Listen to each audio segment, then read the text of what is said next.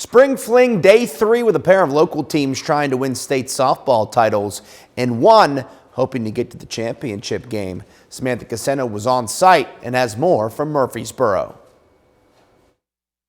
Both Chattanooga Christian and Silverdale are no strangers to playing here in Murfreesboro. In fact, both of them have title game experience. The Lady Chargers were unable to top Baylor the past 2 seasons, but with Wednesday's win over the Lady Red Raiders, CCS made some history. Against St Benedict in the title game, they were looking to do the same. Chattanooga Christian hoping third time is the charm, taking on St Benedict in the DII-AA state title game. You knew the Lady Chargers would hand the ball off to their ace, Kylie Black. And boy, did this girl shine on the biggest stage. Black allowing just 1 hit and striking out 12 batters, including 6 of the first 7 that she faced. But to win a game, you need offense, and CCS was held without a knock until the 5th inning. Addison Lewis drives the ball to right center field to lead off the bottom half. That breaks up the Eagles' no-no and swings the momentum in the Lady Chargers' favor. 2 runners in scoring position now. Allison Matthews lays down a bunt. Catcher drops the ball, so Lewis crosses home safely. CCS gets on the board. Later in the inning, bases loaded, 2 outs. Hannah Smith hits an opposite field 2-run single. All of a sudden, it's a 3-0 lead for the Lady Chargers. Top 7, 2 outs. Isabella Henderson pops one up to shallow center. Neely Philman there to make the grab.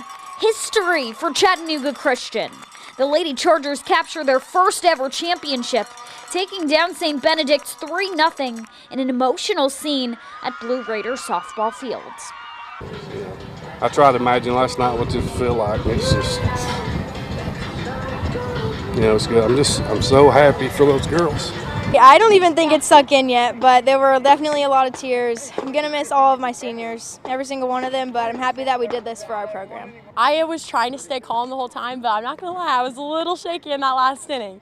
But, just knowing how hard we've worked for this moment and just working towards this moment, it was really, really special. So Chattanooga Christian, the new top dog in D2AA. Silverdale looking to stay the top dog in D2 Single A. The Lady Seahawks battled all the way back from the losers bracket to advance to this championship. Down to their final strike in Game 1, Silverdale rallied for a 6-3 win, forcing this decisive Game 2. Ultimately, though, DCA knocks off the defending champs with a 4-3 absolute dogfight of a win. After the gut punch finish to Game 1, the Lady Cats came out swinging. Top 1, Madison McHenry sends a 2-run blast over the fence. DCA up by a pair, just 3 batters in. Of course, Silverdale was not going to go down without a fight. In the bottom frame, Braylee Raby hits a sac fly to left to get the Lady Seahawks within 1.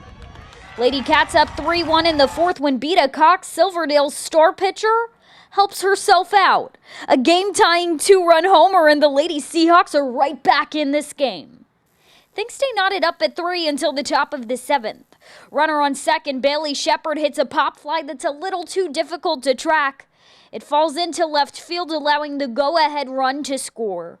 Silverdale goes down 1-2-3 in the bottom of the inning, meaning DCA hangs on for the 4-3 win, ending the Lady Seahawks' dream of a three-peat.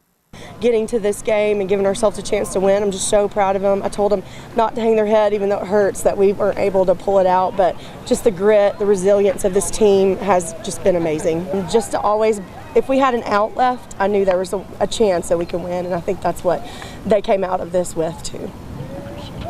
Silverdale's magical run over the past few years comes to an end, but these battle-tested Lady Seahawks made it back here to Murfreesboro despite all the obstacles. There's no doubt they'll be back here again. For now, at Blue Raider softball field in Murfreesboro, Samantha Caseno, Local 3 Sports. Those Silverdale girls showed a lot of heart the last 2 days. What a run at a three-peat. And a tip of the cap to CCS and head coach Stephen Rogers, a well-deserved championship. You know who would love to join them? Walker Valley. The feisty Phillies needing just 1 win today to get to the 4A title game. How's this for a first inning? Alyssa Davenport ate her Wheaties this morning. A 3-run jack makes it a 3-0 Lady Stangs lead from the jump. And they ain't done. 1 on for Madison Thomas. Another homer. The feisty Phillies living up to their name yet again. How about a 5-0 lead out the gate?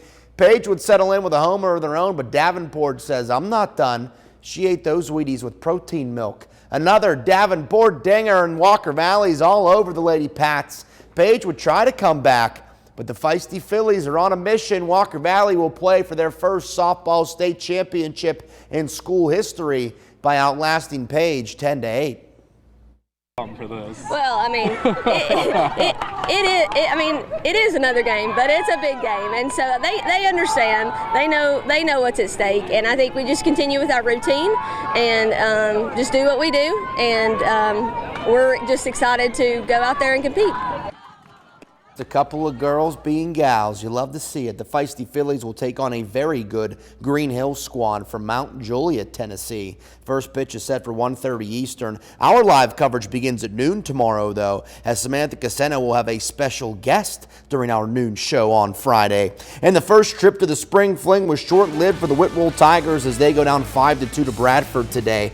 Jacob McCurry went 6 innings, giving up only 1 run with 15 strikeouts. Unfortunately, the Tigers left their bats in the valley. Still, one heck of a season to make it to the state tournament for the first time ever. And on the pitch, the Macaulay Blue Tornado falls short of back-to-back state soccer championships. This one was a heartbreaker as Big Blue would tie the match twice, once in the second half, and again in the second overtime. MBA would ultimately prevail in a penalty shootout as Macaulay can't complete the repeat in boys soccer.